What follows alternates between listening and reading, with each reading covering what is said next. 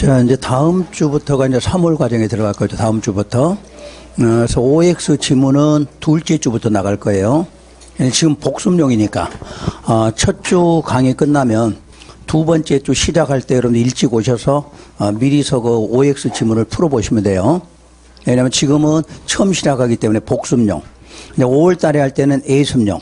미리 전주에 주는 거지. 먼저 한번 해보고, 지금은 먼저 수업 듣고 다음 주에 오늘 들었던 거를 OX 지문 주시면 여러분이 그 확인해서 이렇게 체크하시면 될 거예요. 그 연습하시면 돼요. 절대 지금 문제 풀지 마시고, 당부드릴게, 문제 풀지 마세요. 공법은 풀어도 도움도 안 되고, 방법만 잘못되는 방법을 읽혀. 그러니까 나중에 실패해. 그래서 내가 자꾸 풀지 마라 그런 거예요. 해주는 시기가 있어. 문제 풀이 해주는 시기가. 그때 그대로 따라가시면 돼. 지금은 부지런히 뭐 하는 시간이에요? 이론 열심히 익히는 시간이야. 이론은 아직 기지도 못 하는데 날라고 막 하고 있는 거야, 지금. 그러니까 뭐라 그러지? 그거보다 탈난다 그래, 탈나. 그 탈나고 방법이 잘못되는 거지, 자꾸. 방법이 잘못되니까 한번 습관이 잘못되면 계속 그렇게 하는 거죠. 그 내가 이야기했을 거야. 처음에 내가 와서 4개월만 내가 하라는 대로 좀 해보라고. 그러면 여러분들 쉽게 접근해요. 쉽게. 자꾸 이 문제 풀고 뭐 하다 보면 안 좋은 것만 배우게 돼. 안 좋은 것만. 여러분 시험은 절대 그게 나오질 않아. 우리 한 번 시험 문제를 그 지문으로 그대로 똑같은 문제를 주질 않아. 해년마다 바꿔, 해년마다. 근데 바꾸는데 어떻게 바꾸는 걸 그때 문제 풀면서 배우셔야 되는 거야. 여러분 혼자 푸는 게 아니고 해설 보고 푸는 게 중요한 게 아니고 이런 문제는 이렇게 나가면 이렇게 바꿀 수 이걸 배우셔야 되는 거야. 그래서 그렇게 배우시고 문제를 풀면 훨씬 빨라져요. 고생하지 마시라는 얘기야. 고생. 여러분 혼자 해서 고생하지 말고 민법 같은 건 풀으셔도 돼. 민법은. 그건 사법이고 판례니까 그대로 나와. 판례는. 그죠? 판례를 바꾸거나 이러진 않을 거 아니야. 근데 공법은 항상 우리 책에 있는 그대로 안 나와. 응용하게 돼 있어.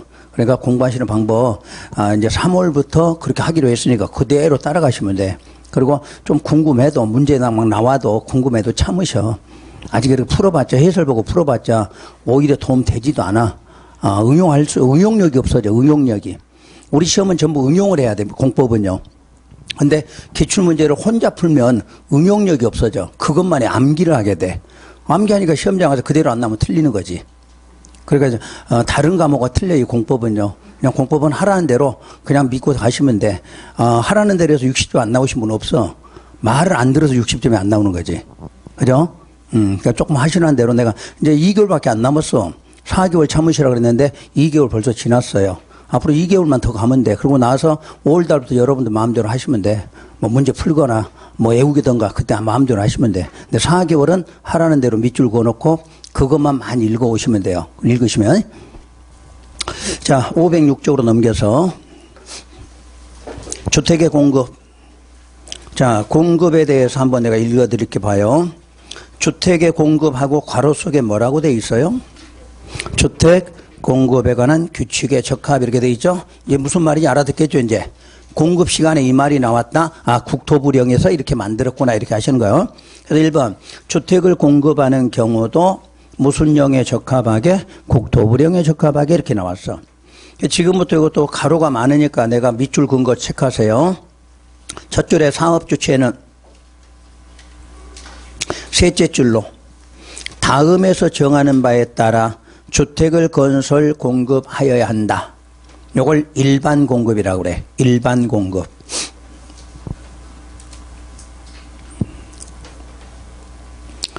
자, 셋째 줄 끝부분. 이 경우 국가유공자, 보훈보상 대상자, 장애인, 해체주택의 소유자, 그 밖에 국토부령으로 정하는 대상자에 대해서는 국토부령으로 정하는 바에 따라 입주자 모집 등을 달리 정하여 별도 공급할 수 있다고 그랬죠? 특별공급이라고 그래. 특별공급. 공급 방법은 뭐가 있다? 일반 공급과 특별 공급이 있다. 그러면 특별 공급도 무슨 령에서 정해놨다? 국토부령에서 따로 정해놨어. 이 법에는 없다 그 말이에요. 그리고 1번에 보시면 1번에다 별표를 하시되 내용이 없네. 국토부령으로 그 앞에다 국토부령 앞에다가 사업주체가 입주자를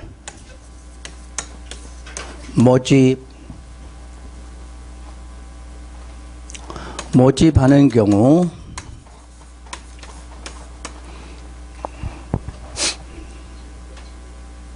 그러니까 입주자 모집은 누가 해요? 사업주체야. 그 말이 없어. 그냥 입주자 모집 공고를 했는데 누가? 사업주체가. 그 사업주체가 입주자를 모집할 때에 하고 요 사업주체다요.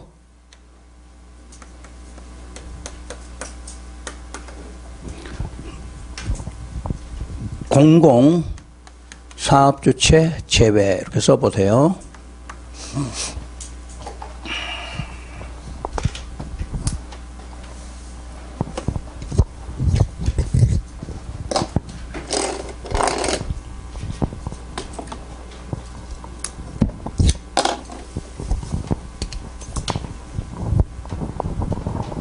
그러니까 사업주체가 입주자를 모집할 경우 누구는 빼고 공공은 빼고요. 그리고 이제 책 보세요. 그때부터 책에 무슨 령으로 정하는 바에 따라 국토부령으로 정하는 바에 따라 그 국토부령이 뭐라고요? 주택 공급에 관한 규칙에서 정하는 바에 따라 시장 등의 뭐를 승인을 받아야 돼. 승인받고 괄호 속에 복리시설의 경우는 뭐하라? 신고하라 이렇게 해놨네. 부대시설이 있어요? 없어? 없죠. 그럴 때 부대 복리시설은 신고한다. 그러면 안 된다. 그 뜻이에요. 그럼 거기서 주택은, 우리가 이제 주택이겠죠. 요 내용이야. 그러니까 주택은 부대가 아니라 뭐하고? 복리예요. 그럼 요거는, 요 주택을 사업주체가 요 주택에 대해서 입주자 모집하려고 그래. 그럴 때는 시장 등으로부터 뭐를 받아라? 승인, 요거야. 그러니까 주택을, 그 주택에 대해서 사업주체가 입주자 모집을 하려면 시장 등의 뭐를 받아라? 승인 받아라. 근데 복리시설은 뭐만 하면 된다? 신고만 하면 된다. 그 말이야. 그러니까 주택은 승인 받고, 다른 말로 하면 주택은 뭐 받고? 승인 받고, 복리는 신고하라. 주택이란 말이 없어도 그렇게 알아들으셔야 된다는 이야기야. 이 법은 전부 지금 뭐야?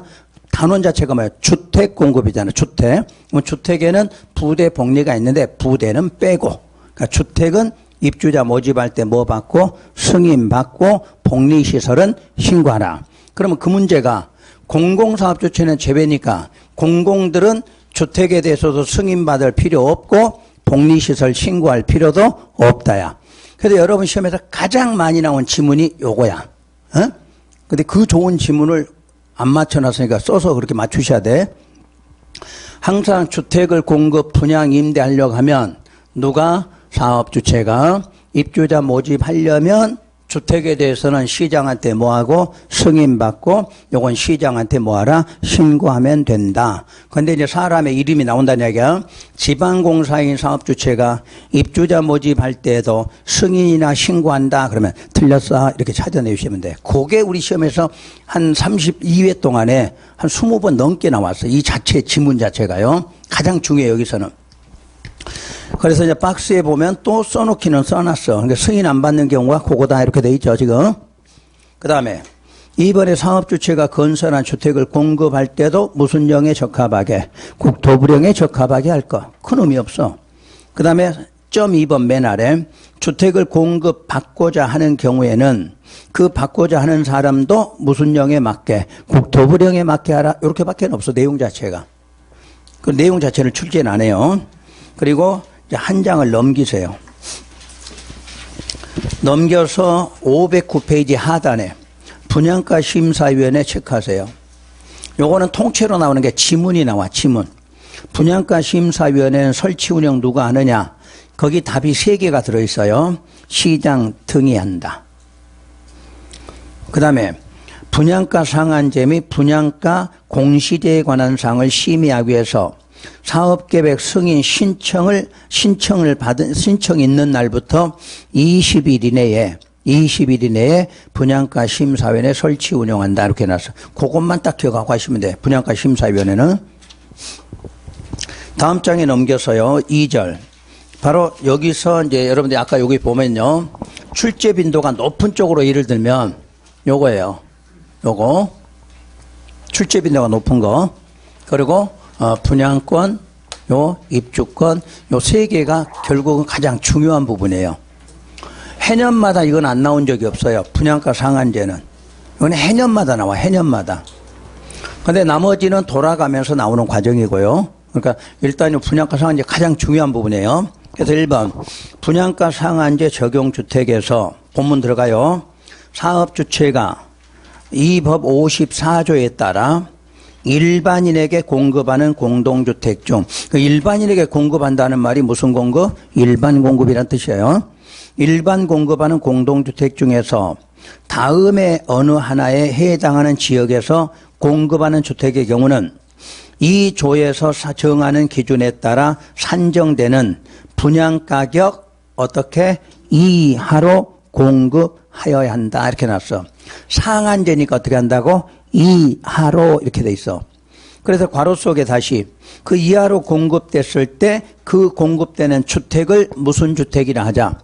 분양가 상한제 적용 주택이라 하자 그 뜻이에요. 그래서 이제 분양가 상한제가 적용되는 곳이 어디냐? 그러면 1번 공공택지예요. 공공택지 뜻이 뭐예요? 시험에는 안 나오는데 맨날 써야 된다 해서 10개 있는 거 설명해 드렸죠. 공공사업. 공공사업으로 조성됐는데 무슨 주택 건설할 때? 공동주택 건설할 때 사용되는 용지다 이렇게 배우셨어? 적으려고? 적으려고? 우이씨. 참나 적을 게 따로 이제 그걸 또 적을 거 있네. 내가 한번 들으라고 해봤구만. 페이지 적어요. 거기다 페이지. 오, 뭐 말만 하면 따라 적으려고 그러네. 페이지가 몇 페이지냐? 433. 넘겨봐요. 그래, 넘겨봐. 뭐 처음인데 뭐 한번 넘겨서 또 해보지. 공공택지 있어요?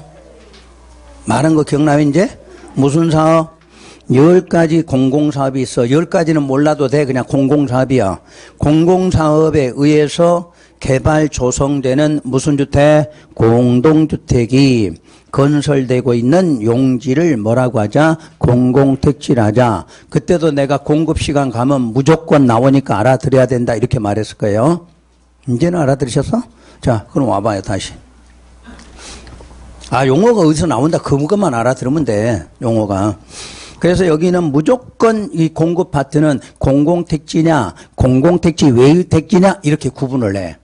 그래서 공공택지는 무조건 뭐를 적용한다? 분양가 상한제를 적용하는 거예요.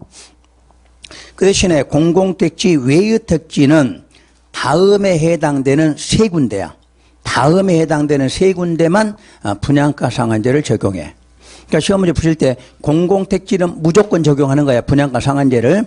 공공택지 외의 택지는 전부 적용하는 게 아니에요.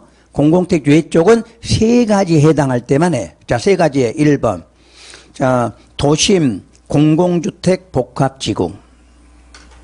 자, 2번은 맨 끝에 주거재생 혁신지구. 그리고 3번 주택가격 상승 우려가 있어 국토부 장관이 주거정책심의위원회 심의를 거쳐 지정하는 지역이야. 근데 1번, 2번이 새로 신설이 된 거지. 1번, 2번이. 예전에 공공택지는 국장이 심의 거쳐 지정한 지역 이렇게만 돼 있어서. 근데 지금은 1번, 2번까지 추가된 거예요. 그러니까 공공택지 외쪽의 분양가 상한제를 확대했다는 개념이에요. 확대. 자, 다시 분양가 상한제는 일단 어디에 적용돼? 공공택지는 다 적용이 돼요. 그 대신에 공공택지 외쪽은 다가 아니라 세 군데만 적용한다 이러시면 돼. 그때 특히 3번을 잘 기억하셔야 돼. 누가? 국토부 장관이 심의 거쳤어. 심의 거쳐서 지정하는 지역은 바로 분양가 상한제를 적용한다 이렇게 놨어요. 그 다음 2번 분양가 상한제 적용 제외 거기다 별표하시고 분양가 상한제 나오면 단골 메뉴가 요거예요. 근데 3개밖에 없던 것이 3개가 늘어났어. 3개가. 그래서 작년에 시험을 안 냈어요. 위에 거 3개만 내고 밑에 건 안 냈어. 자, 도시형 생활주택 배우셨죠? 도시형 생활주택은 분양가 상한제 적용한다, 안 한다? 안 한다. 그럼 시험에서 그냥 내는 게 아니라 공공택지에 있는 도시형 생활주택은 분양가 상한제 적용한다? 그러면 돼, 안 돼? 안 돼. 공공택지에 있더라도 주택이 뭐면 도시형은 아예 적용 안 한다는 이야기야. 그 다음에 2번 첫 줄 끝에 경제자유구역에서 건설 공급하는 공동주택. 그 다음에 3번 관광특구 찾으세요. 관광특구 중간쯤에 첫 줄 중간쯤에 찾았나요? 관광특구에서 건설 공급하는 공동주택으로 해당 건축물의 층수가 50층 이상이거나 높이가 150m 이상인 경우 이렇게 놨어. 그래서 여러분 시험에서 이제 이렇게 낸 게 있어요. 관광특구예요. 관광특구인데 51층이고 140m 이렇게 나왔어. 분양가 상한제 적용해요, 안 해요? 적용 안 하죠. 이게 하나 맞았죠? 두 개 동시에 하냐? 그래서 이거나 동그라미에서 이거나 50층 이상 이거나 50층이 되든가 50층은 안 돼도 높이가 얼마 되면 150m 되면 된다는 이야기야. 두 개가 동시 만족 아니에요.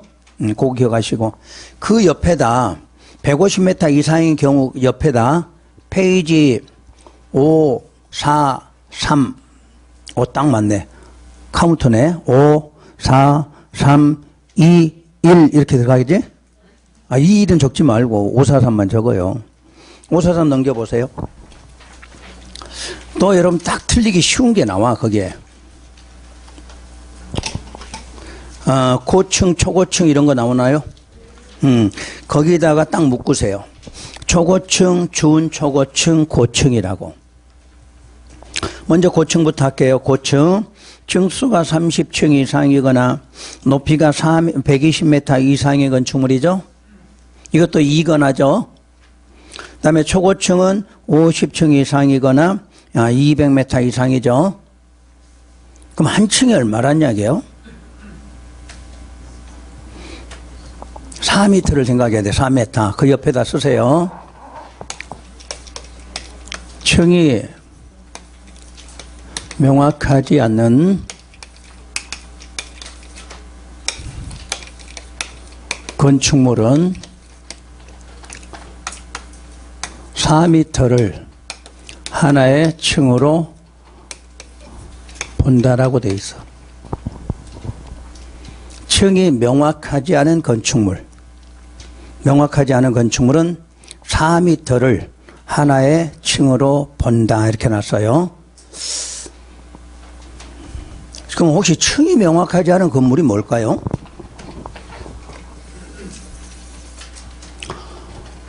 혹시 공연장 같은 데 가보셨나요?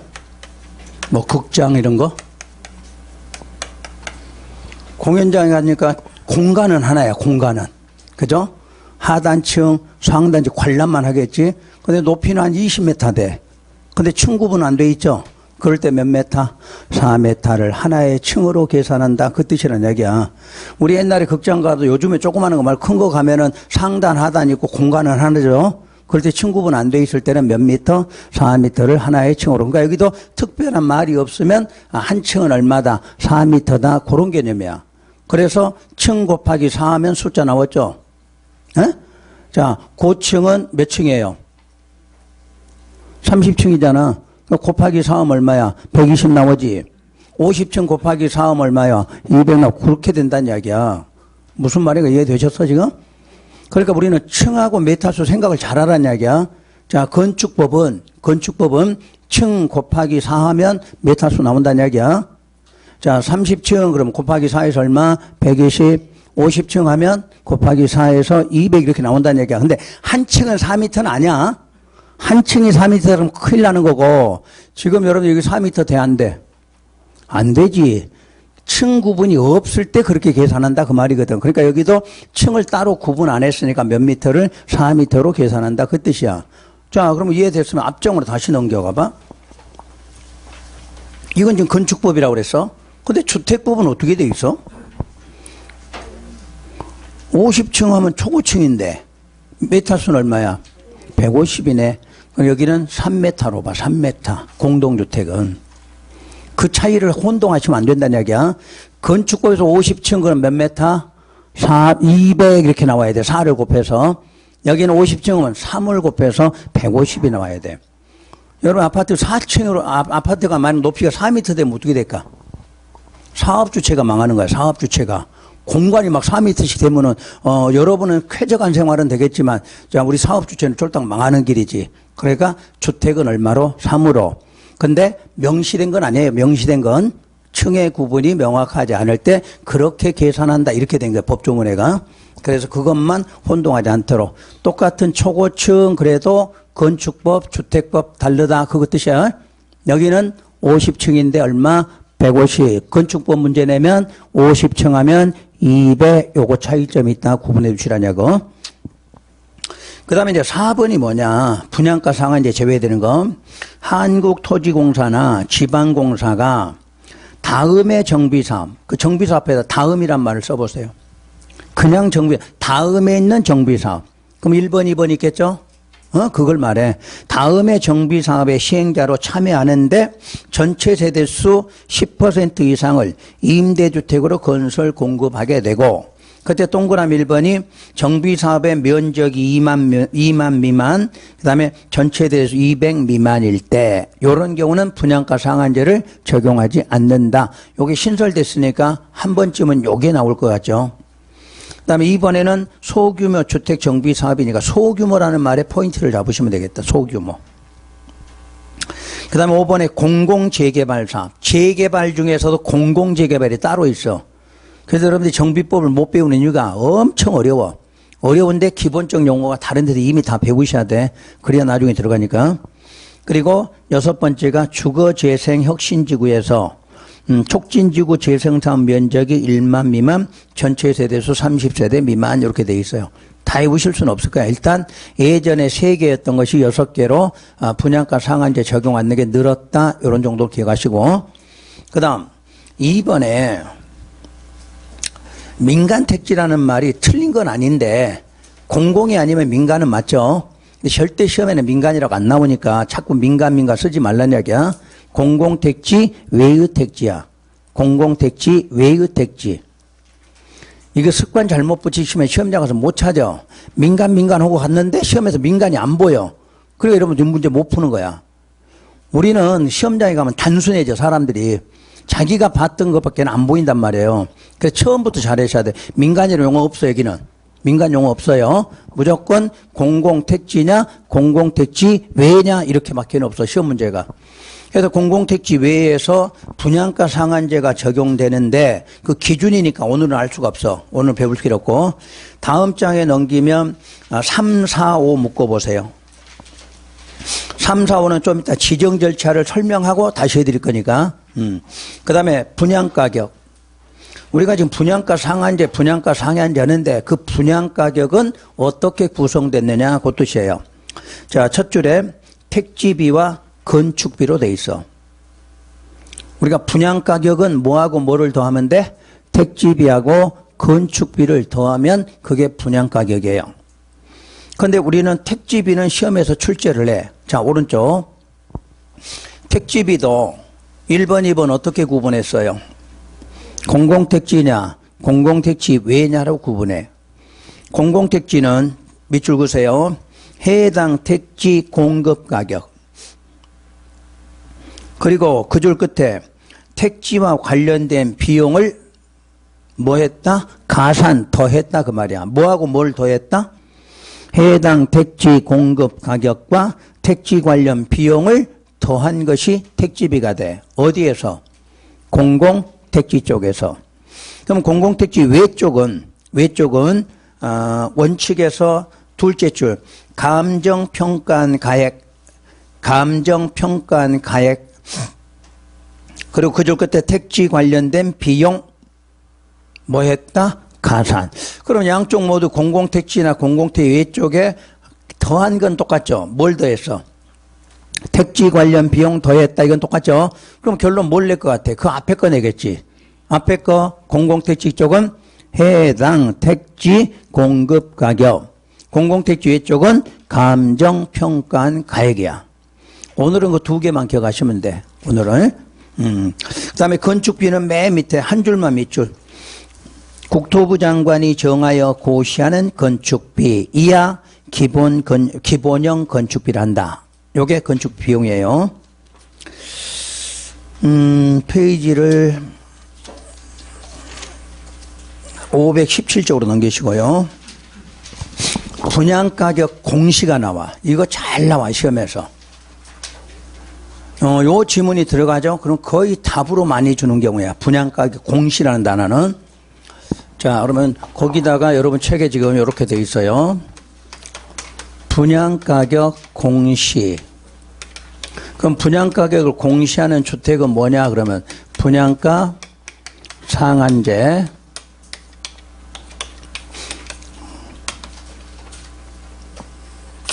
상한제 적용주택.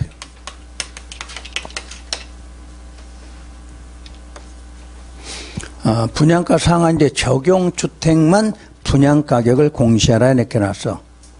공시가 뭐예요? 알려야 되겠어요? 그 알려주는데 분양가격 공시는 무슨 주택만? 분양가 상한제 적용주택만 분양가격을 공시하라 이렇게 놨어요. 그때 공공택지는 누가 언제 할 거며 공공택지 외쪽은 누가 언제 하나요? 요렇게 이제 찾으시면 돼. 자, 공공택지는요, 사업주체가예요, 사업주체가. 사업주체가 입주자 모집 승인을 받았을 때야.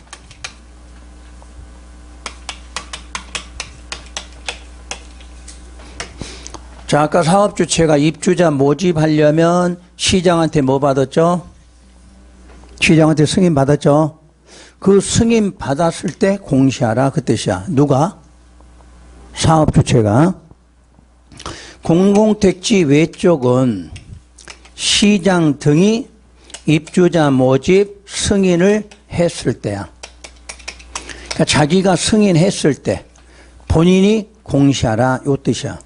그러니까 시험장 가서 분양가격 공시 이 말 나오면 요걸 먼저 찾아야 되겠죠. 공공인지 공공외인지. 자, 그럼 공공은 항상 누가 해? 사업 주체가.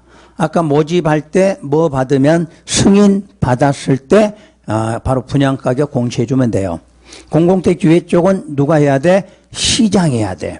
시장이 아까 사업주체한테 뭐 해줬을 때? 승인해줬을 때. 그때 공시해요. 엄청 쉬워. 내용 알고는 뭐. 그러니까 결론 책으로 하지 말고 분양가격 공시라는 시험 문제가 나왔다. 그러면 무슨 주택이다? 분양가 상한제 확인하고 확인됐으면 공공이냐 공공 아니냐 요거부터 확인하시고 공공은 누가? 사업주체가. 공공 아니면 시장들. 요걸 찾으시면 답 나와. 답 바로. 자, 다음 장 넘어가셔서 투기과열지구 지정 및 해제 이렇게 나와 있을 거예요. 자, 요거를 지금부터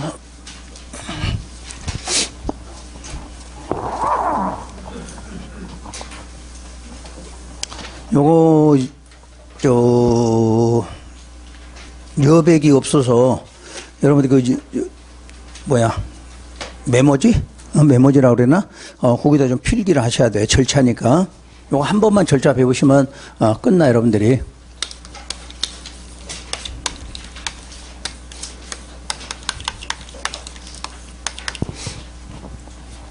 자, 지정과 해제 절차인데 우리가 지금 배울 게 세 가지예요. 분양가 상한제,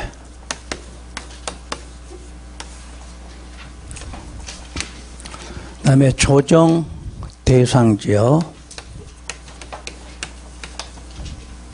그럼 조정 대상 지역을 지정하는 것은 여기는 과열 지역과 다시 위축 지역으로 구분하고요. 그다음에 투기 과열 지구.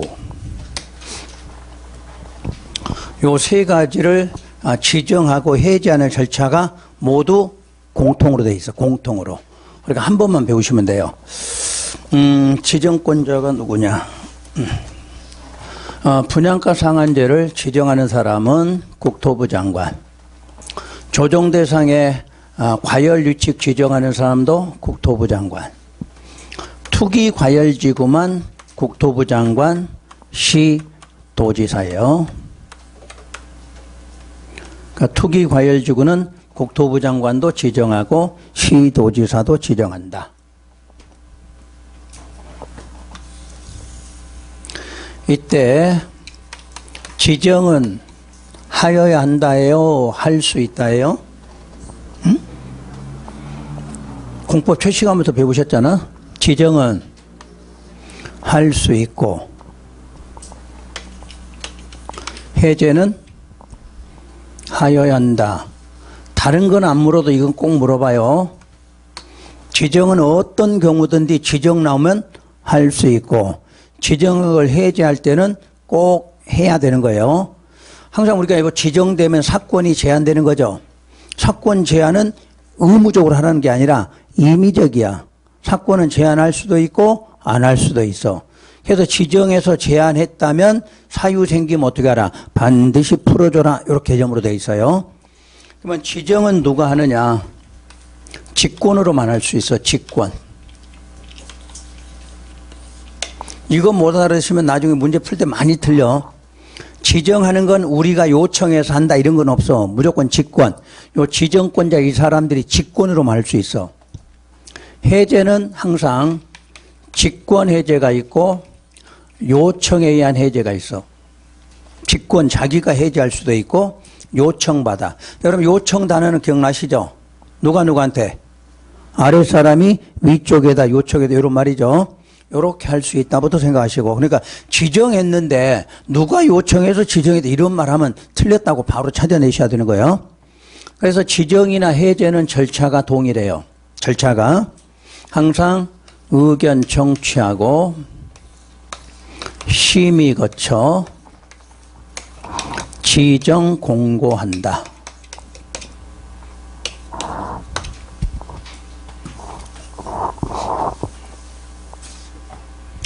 자, 지정 공고했으면 시장 등한테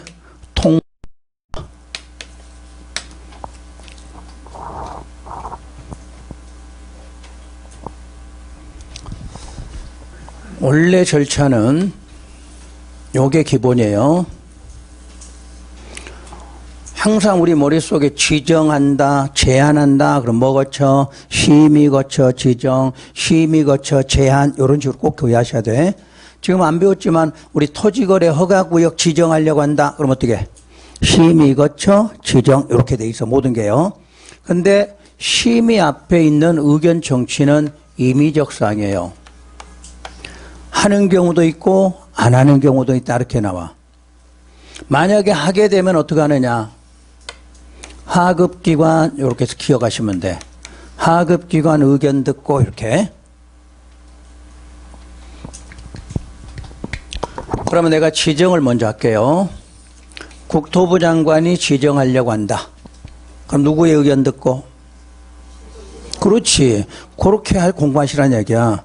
뭐 시도지 이렇게 오지 말고 모든 지정이나 제안할 때 심의 전에 의견 청취가 있으면 그 사람의 누구 아래 이렇게 찾으시면 돼. 아래 찾으시면 돼. 그럼 여기 시도지사 그럼 어떻게 돼? 그렇지. 시장, 군수, 구청장 이렇게 하시면 돼. 일일이 외우지 말고 그렇게 공부해서 응용하시라는 얘기예요. 그렇게 해서 심의 거쳐 지정 공고하고 공고됐으면 어떻게 하라? 아래로 보내줘라 이렇게 나와요. 그래서 이제 지정을 하는데 자 해제할 때도 해제하면 뭐하라? 공고하라 또 이렇게 나오겠죠. 해제 공고하라. 지정했으면 공고했으니까 해제할 때도 똑같이 하라. 그럼 해제할 때도 어떻게 하라? 똑같이 하라. 그 뜻과 같아. 그러니까 지정 절차나 해제 절차는 모두 같다 이 표현이에요. 그런데 해제는 아까 말한 대로 무슨 해제가 있고 직권 해제가 있고 직권 해제가 그 다음에 또 하나 뭐에 의해서 요청에 의한 해제가 있다 이렇게 말해. 그래서 요청이 들어갔다. 요청이 화살표 이렇게 할게요. 화살표 해제해달라고 요청이 들어갔다. 자 요청하는 사람은 시도지사. 또 하나가 이렇게 나와요. 시장 등이. 법률이다 보니까 시도지사한테 그러면 시장 등도 있다 이렇게 나온다는 얘기야. 그럼 이 사람들이 요청하면 요청 받은 날부터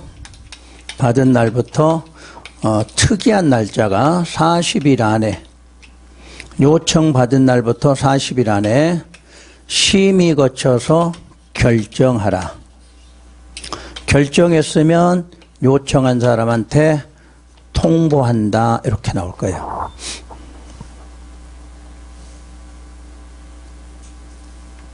그러니까 여러분 이 세 개 배울 때는 항상 똑같이 나와. 그러니까 이 절차가 지문에가 꼭 들어있어. 지문에가. 그러니까 요걸 여러분들이 반드시 찾아내실 줄 알아야 되고요. 자, 그러면 이제 문제는 해제하는데 해제할 때는 사유가 있을 거예요. 사유가.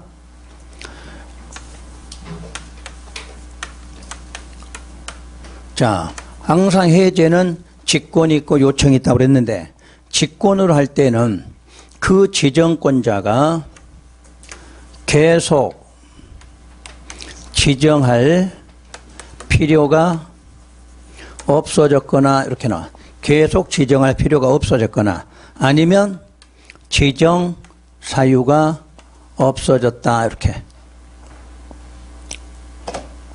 그러니까 요 둘 중에 하나가 나오는 거예요. 직권 해제할 때는 계속 지정할 필요가 없어졌거나 이 말 안 나오면 지정 사유가 없어졌다 이렇게 나와요. 그러면 직권 해제한다. 두 번째 요청. 그러면 지정권자가 누구의 요청을 받아? 하급기관. 하급기관 요청에 의해서. 그럼 이 사람들도 요청할 때는 사유가 이렇게 나오겠죠. 지정할 필요가 없어졌거나 사유가 없어지면 지정권자에게 뭐 한다? 요청한다 이렇게 나올 거고. 그러면 요청을 받아서 해제. 그럼 해제할 때는 하여야 한다, 할 수 있다, 하여야 한다 이렇게 나와요. 그래서 절차는 앞으로 이 세 가지 배울 때는 절차는 미리 딱 요거 머릿속에 넣으시면 돼요. 그러면 누구나 이런 문제는 다 풀어낼 수 있어. 그런데 이제 하나가 차이점이 뭐냐면 국장이 할 때는 의견 청취는 누구라고 그랬죠? 하급기관 이렇게 돼 있어요. 근데 요 두 명일 때는 이제 문제가 있어. 국토부 장관이 할 때는 시도지사의 뭐를 들었고 의견 듣고 이게 맞아. 근데 반대로 시도지사가 할 때는 시장의 의견이 아니라 국장과 협의하여 이렇게 나와. 자, 거기다 이렇게 똑같이 쓰시면 돼. 시험 문제 낼 때 다 알고는 있어. 지정권자의 하급 의견 듣는 이렇게는 아는데 특이하게 두 명이 지정될 때는 하급이 되는 게 아니라 국장만 하급, 시도지사는 국토부 장관으로 모아요 협의하. 그래서 계속 요거를 또 이제 시험에 내는 거지. 요걸요.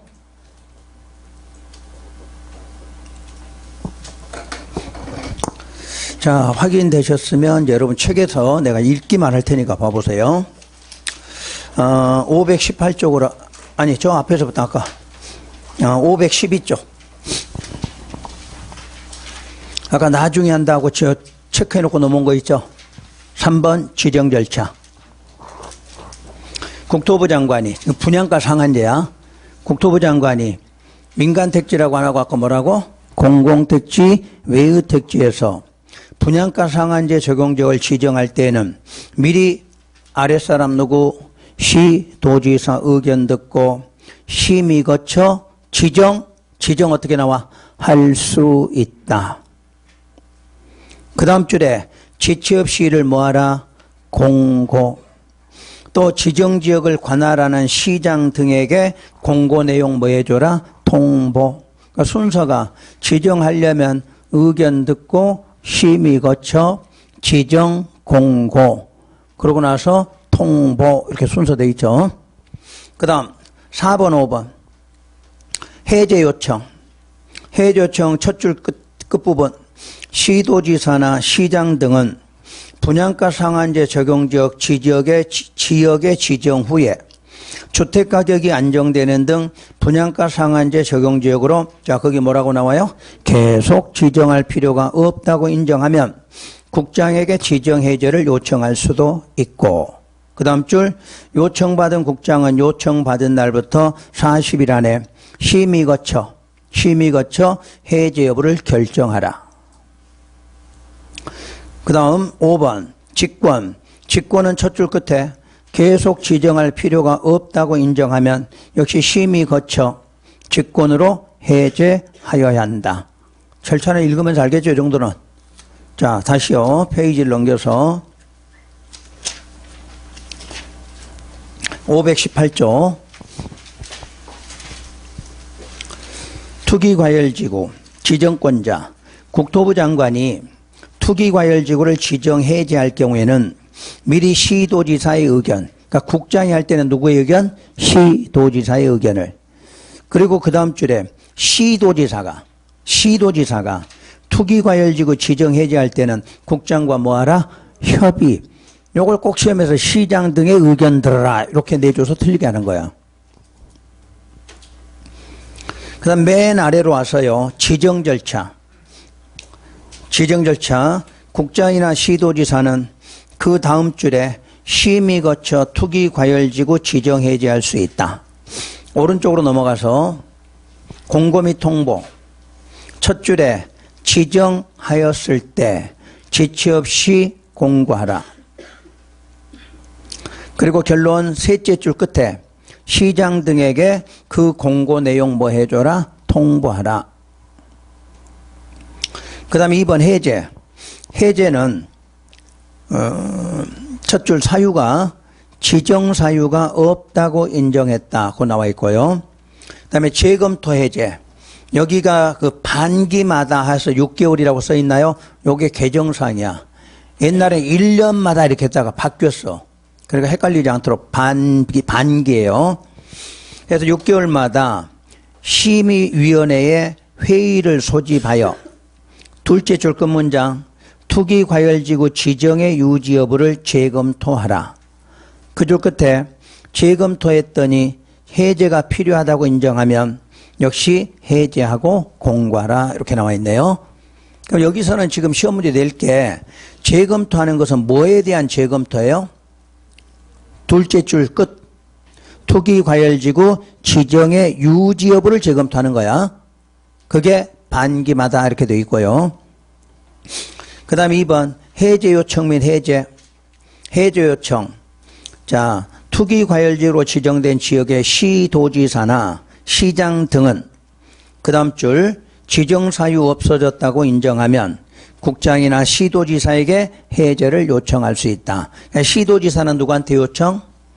국장, 시장 등은 시도지사에게 요청하죠. 그러면 2번 요청받으면 똑같이 날짜 요청받은 날부터 40일 이내 심의 거쳐 해제 여부 결정. 그 다음에 해제 공고. 끝문장 지정을 해제하고 뭐하라? 공고하라 이렇게 나왔고요. 자, 조정 대상 지역. 그럼 조정 대상 지역은 이름만 먼저 확인하세요.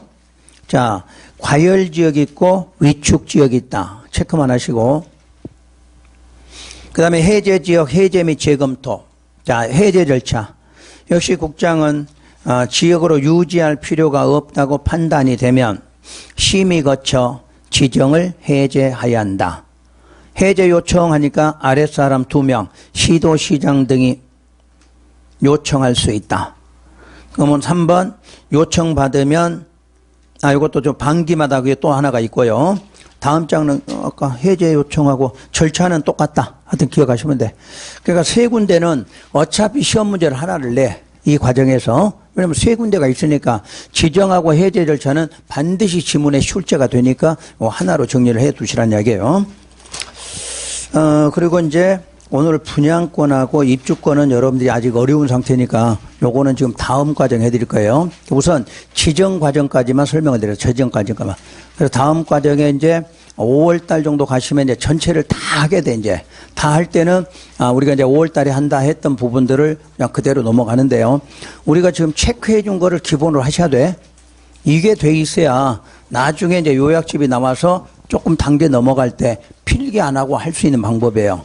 어차피 이제 요약집 할 때는 필기는 다 돼 있으니까 그 설명할 때 이거였구나 하고 알아두실 수가 있어야 되니까요. 다른 건 여러분들이 6개 법 중에서 요 3개 법에 일단 치중하셔야 돼. 3개 법에. 정비법은 여러분들이 5월 달에 해도 못 따라와요. 9월 달에 해도 못 따라와, 정비법은. 그 정도로 어려워요.